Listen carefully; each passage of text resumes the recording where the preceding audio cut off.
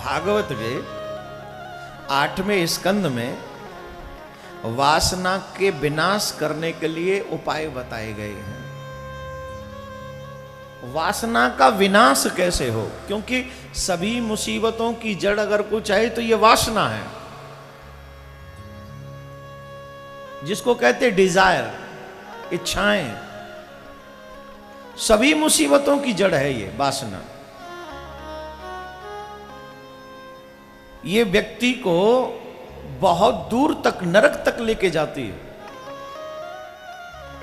क्योंकि ये समाप्त होती नहीं। मरते दम तक, जब तक प्राण न निकल जाए तब तक ये हमारा पीछा नहीं छोड़ती। एक न एक, एक न एक, एक न एक, एक न एक इच्छा बनी रहती है। वासना के विनाश के लिए उपाय 8वें स्कंद में बताए गए हैं। और सबसे बड़ा उपाय जो है वो ये है, जब जीव ईश्वर से दूर होता है तो वासना जगती है। जब भी जीव ईश्वर से दूर होता है, सत्संग से दूर होता है, गुरु चरणों से, संत चरणों से दूर होता है, तो उसके मन में नई नई प्रकार की बुरी बुरी वासना जगती है। जब आप कथा पंडाल में बैठे रहते हो तो आपकी वासना बुराई की तरफ नहीं जाती। यहां बैठकर आपकी अगर इच्छा होती भी है, वासना जगती भी है, तो अच्छाई के लिए जगती है। कितनी बार 3 घंटे की कथा में ये मन आ जाता है कि वो दिन कब होगा जब हम अपने ठाकुर से मिलेंगे। ये है नेक भावना। ये वासना नहीं है, ये भावना है तो ये भी इच्छा, लेकिन ये ईश्वर से मिलने की है। और ये जो फल ये कथा देती है, ये कथा ये फीलिंग जगाती है। लेकिन जब जीव ईश्वर से और सत्संग से दूर होता है तो उसके मन में बुरी बुरी वासनाएं जगती हैं।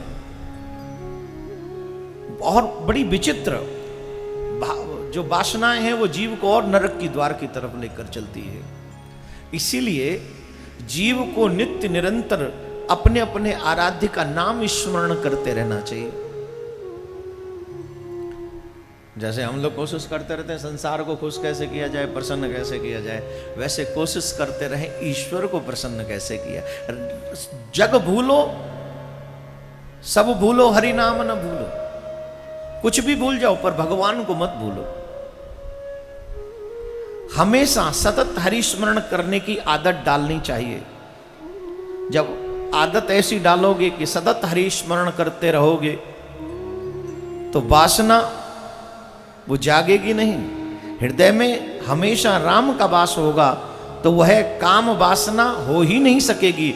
जहां राम का वास है वहां काम का वास हो ही नहीं सकता है, हो नहीं सकता। काम का वास इसलिए है क्योंकि जिस हृदय में राम का वास होना चाहिए वहां राम का वास नहीं, सतत काम का वास है। सतत नित्य निरंतर परमात्मा के स्मरण से वासना का विनाश होता है। यह सब ईश्वर का है, मेरा नहीं है। ध्यान दें। अभी वासना की प्रमुख एक और वजह जानते हो क्या? ये सब मेरा है। ये घर मेरा है, ये परिवार मेरा है, ये दुकान मेरी है। अभी तो हम यही सोचते हैं कि बच्चे मेरे, पत्नी मेरी, पति मेरा, यही सोचते हैं और यही कामना है, यही वासना है। अब इसी को डाइवर्ट करो, ये मेरा कुछ नहीं है, सब गोविंद का है, सब भगवान का है। मानो या मत मानो, सच तो यही है।